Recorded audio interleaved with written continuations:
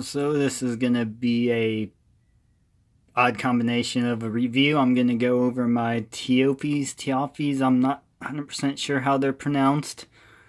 Sunglasses and my Atlas fly tying vise from Wolfie, Indiana.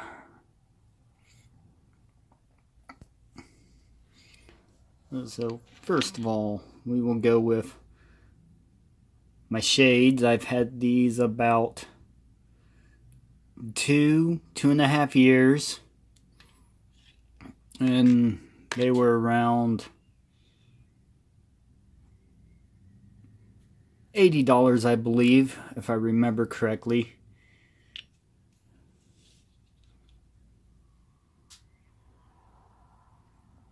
Got the little T symbol on them.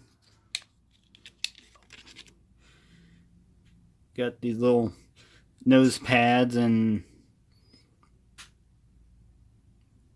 shortly after I got these sunglasses, one of these, I believe it's this one here that's all cracked. It's got, you can see where I had to glue it back together, but that nose pad fell off of there, like, I think the second day after I had them. I just glued it back on. It wasn't that big of a deal to me. I probably could have taken it back to the store or an eye doctor and had it done better, but oh well. And then it has these little nice rubberized ears near the where you put the ears for your ears. Guess I need to say ears multiple times today.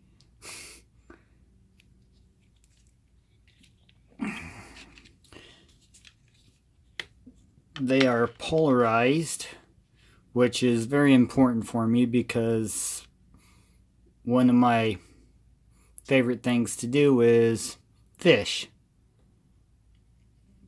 I think it's pretty cool. You put these polarized on, you can see under the water better, or what's going on underneath the water, where the fish are. All depending on how clear or murky the water is, that is. If it's murky, really muddy, you're probably not going to see a whole lot. Unless you got like Superman vision or something like that. And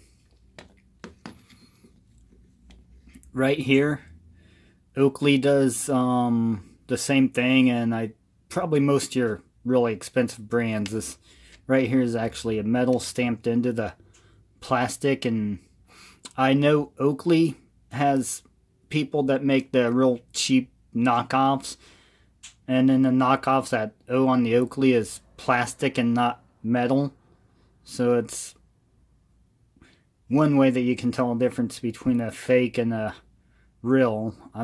But I do not know if they make cheap knockoffs of this specific brand.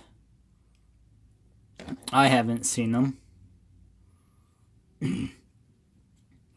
And I've taken these things out on my kayak. I've stepped on them. I've sat on them.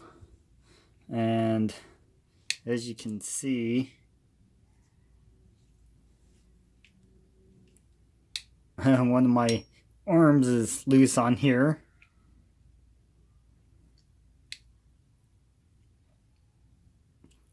I tried to tighten it up with a little, I think it's a Phillips head.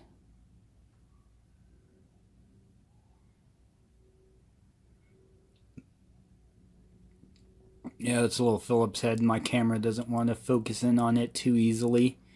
I can kind of see it on there, so I'm going to assume you all can. But for the price I paid for these sunglasses, they are a really, really nice pair. Considering since I stepped on them and sat on them, and I'm not exactly the smallest person in the world. I used to be around 250 pounds. I think 170, 169 now. And when I first stepped on them, I was probably around a little over 200 pounds. I put them in a brown paper sack that I had my fishing weights in because I didn't switch them over to my tackle bag quite yet at that time. And I stepped on it because I forgot that I put them in there. And then I realized, I'm like, oh, my glasses are in that bag. They're probably broken. Nope. Just fine.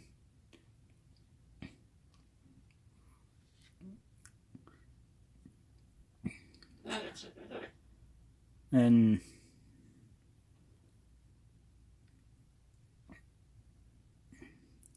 really, I'd rather get a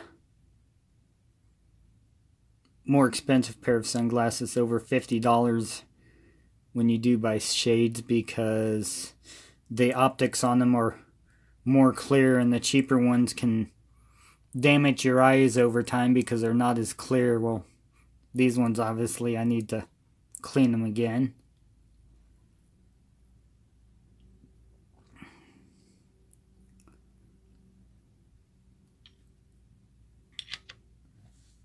But those sunglasses, they are definitely worth what I paid for them.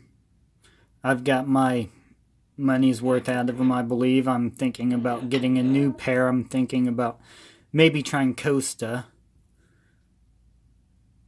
Or I might go with another pair of Teophys, because I was playing around on their website and I noticed that you can customize different types of sunglasses they have, and found a style that I liked and got it customized, and it's still under $100 to have it done. Well, I didn't send it off, but I was playing on their website to see what I could do and found one that I liked.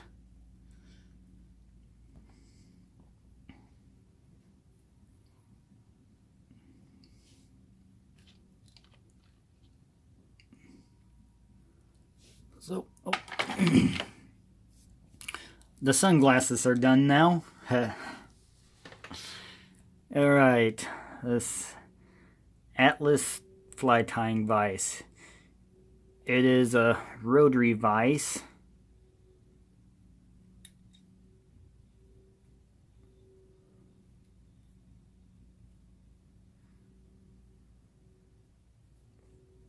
It comes with this nice cast, I'm gonna assume it's cast iron because it's really heavy for its size. You wouldn't think it'd be that heavy, so I'm gonna assume it's cast iron. And then this, unscrew this whole thing will come out. I don't want to take it out. Trying to do that one-handed's kind of a pain. Right here, this little lever opens up my jaws for my flies.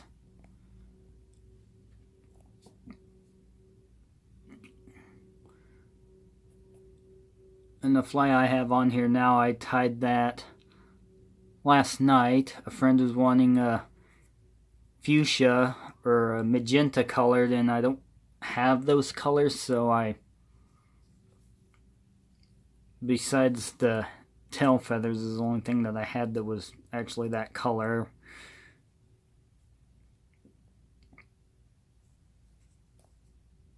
This here is embroidering thread that I used for the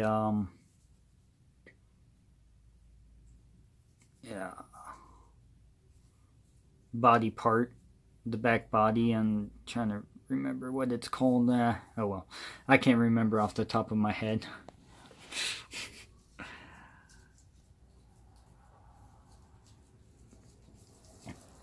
Then this bright pink.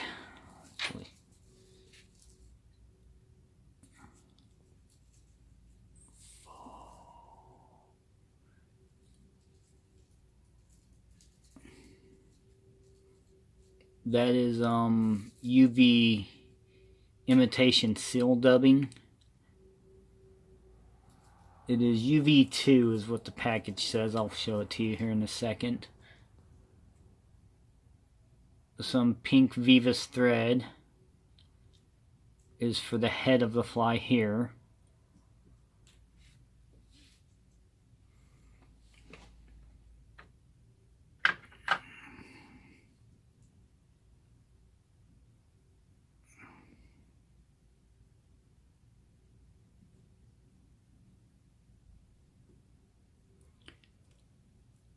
One of my bobbins is ceramic and the other one is titanium. Which one do I like better? Well, they're both pretty good. I like them both. They both seem like they're of equal quality and do the job both the same. Now, I have had some, my very first one, just a stainless steel, I believe. Where'd I put that? I don't know where it's at. Off the top of my head.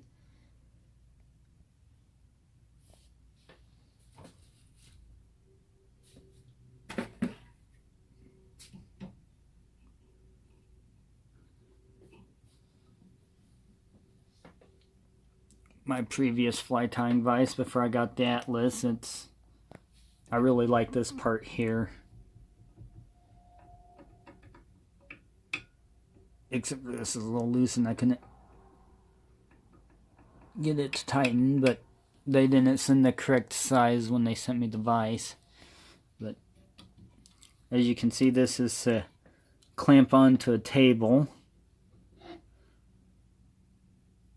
And this also came with this vise. Originally I had it clamped up there the way I used to have it. But my friend gave me this coffee table with more room on it and actual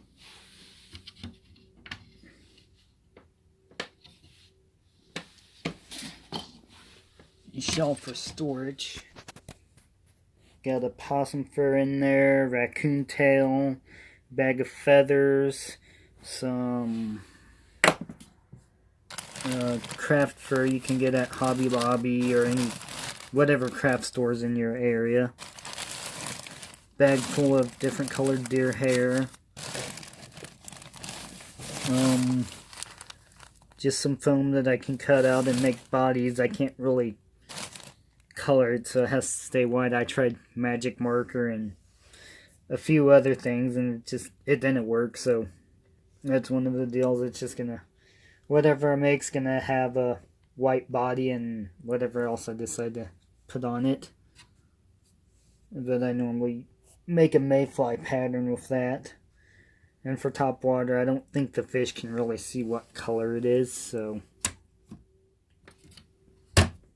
a lot of things that we do on some of our fishing lures and stuff is more for our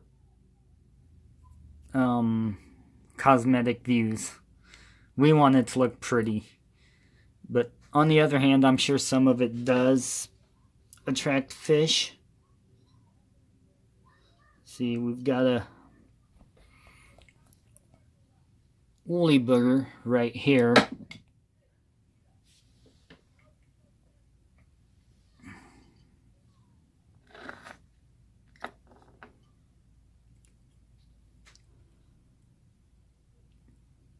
This is probably one of the simplest flies that can be tied.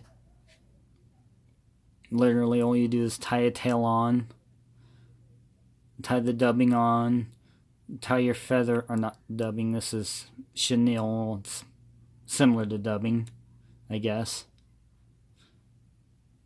Then you tie a feather on for ribbing, twist it up to get to the end, tie on the head, whoop finish. I like to use super glue first, and then I'll use Sally Hansen's Hard as Nails over the super glue, because if you don't, the super glue will turn white. And I'm sure the fish don't care, but most other people don't like this stuff turning white. Alright. Now these little guys here.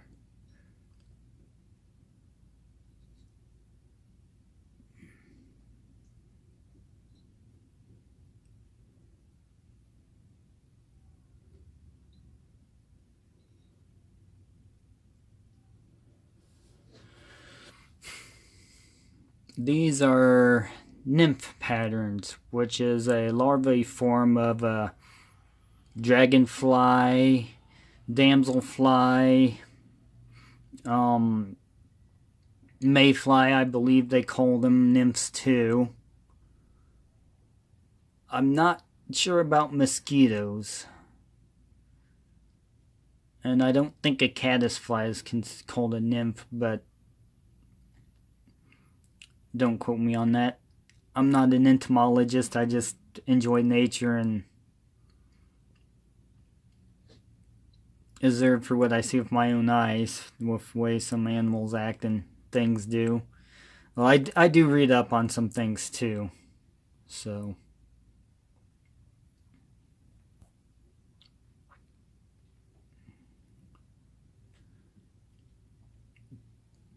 Now,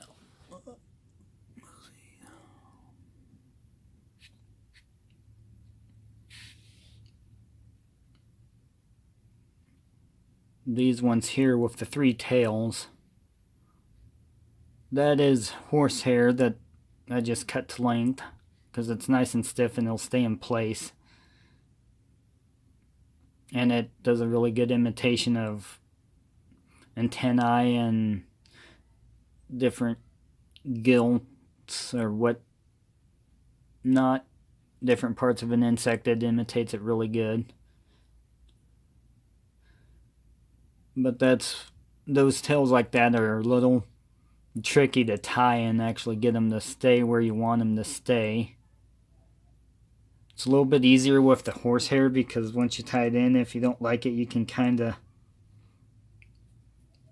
bend it till it goes to the shape you want, then take a dab of super glue and put on the very back of it. Get my bodkin needle. Put the super glue right there on the top part so it actually go right to where it goes in between the hook and the feathers.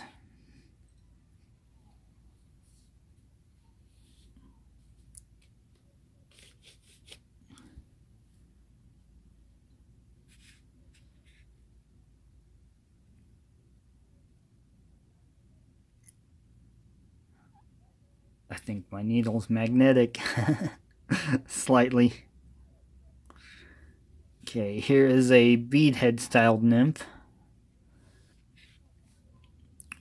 This is a deer hair beadhead.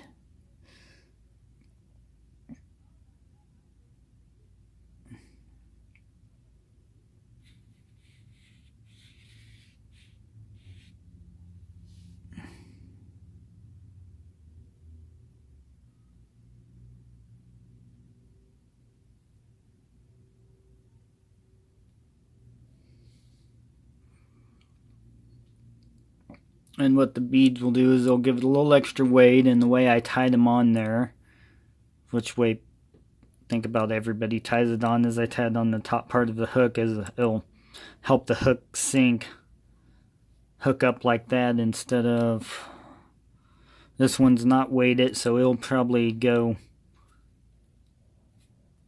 hook down.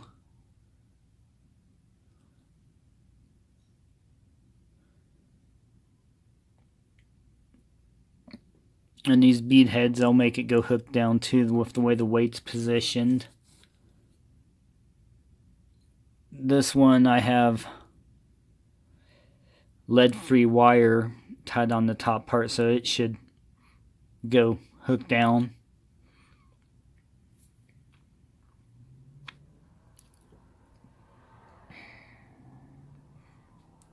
Let's see.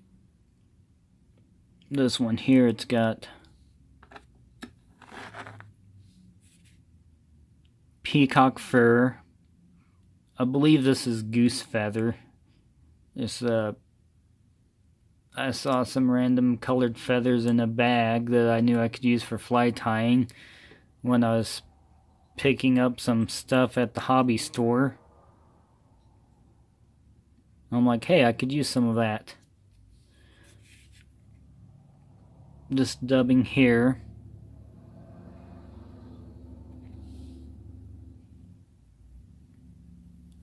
cool, it focused.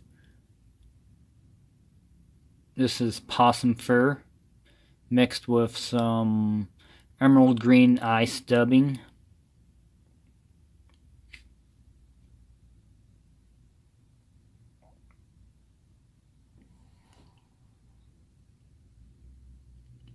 This one here, this is Antron, just straight Antron olive. Like a medium olive, and then this is a dark olive. Little pheasant feathers to imitate the gills or the wings, or not wings, the legs.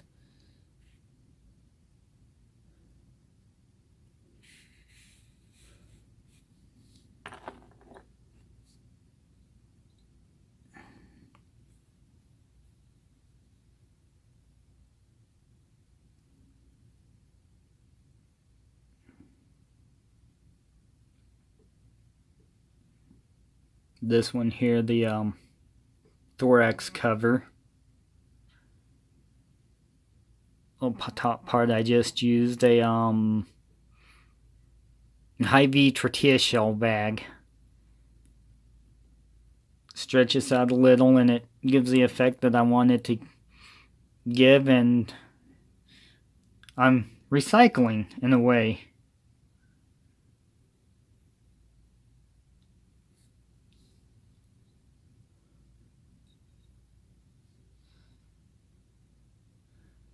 This here is my attempt to make corn.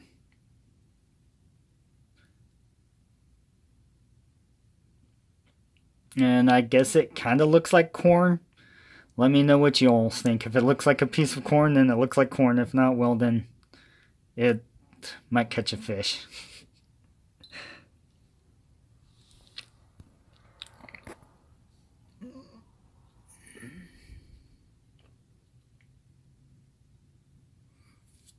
That one there's kind of a nymph pattern.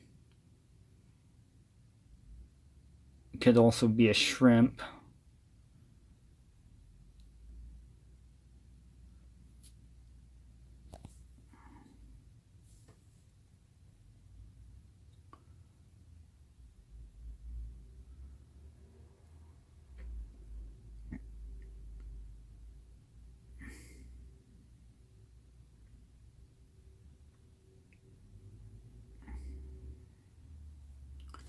Let's see now, the tail on this one is made with this.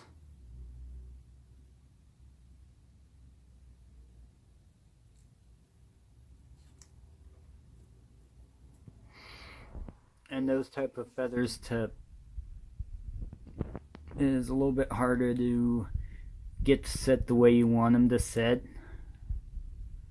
I mean, obviously it can be done.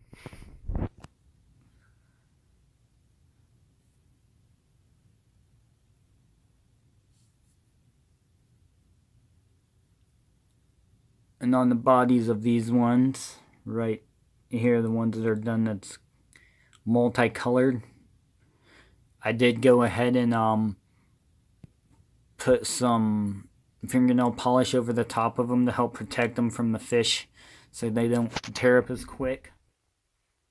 I normally do about 2 or 3 coats.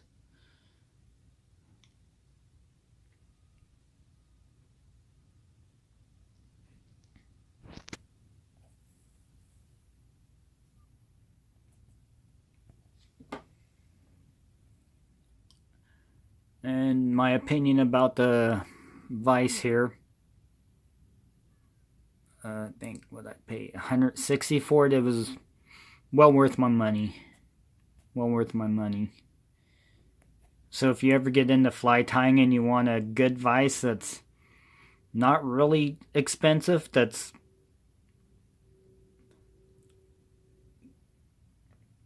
good quality, this is the vise to get.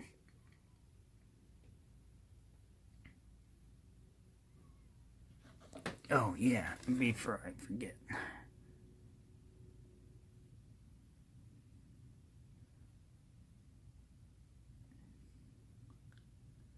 Spirit River, that's the brand of the dubbing that I have on that one. Tells you the colors you have: black, dark hair's olive, dark olive, goldstone, polar white, purple, blue, fluorescent pink, neon pink, chartreuse, and flame red. And I mixed the purple and the hot pink together on those multicolored ones, the little bright pink ones that I showed you, to get the color that I was going for. I think it turned out good.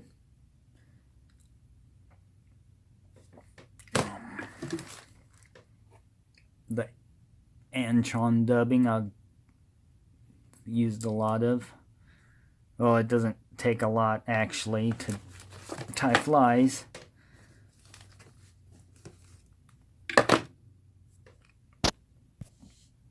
Because as you can see, they're really small hooks compared to like something like that. Yes, I do tie these up too. I believe, yeah.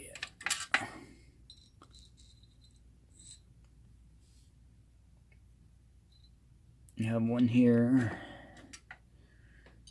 Another fly I tied.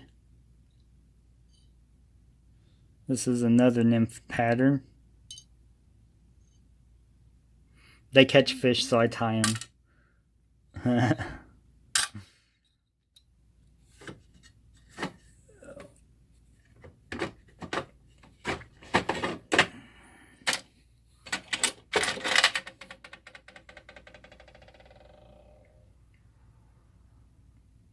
And also spin some stuff up on here.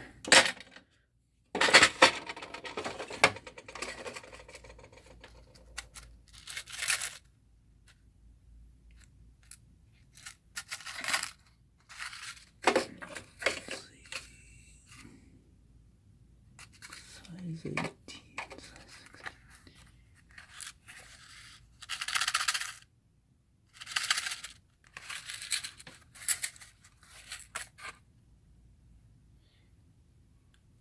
I don't know if you can see, but those are some pretty small hooks. And they make them a lot smaller too.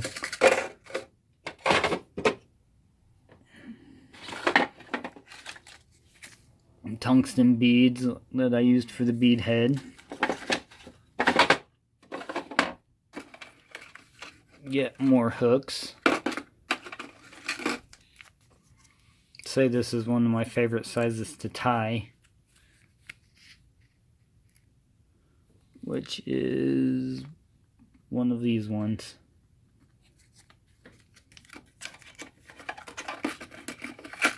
The corn was tied with this one.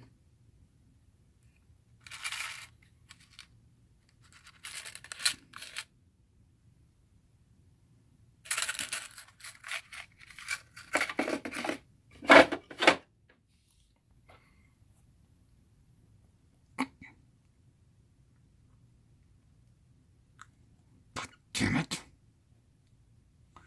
Alright, well, I hope you all enjoyed. Take care. Bye.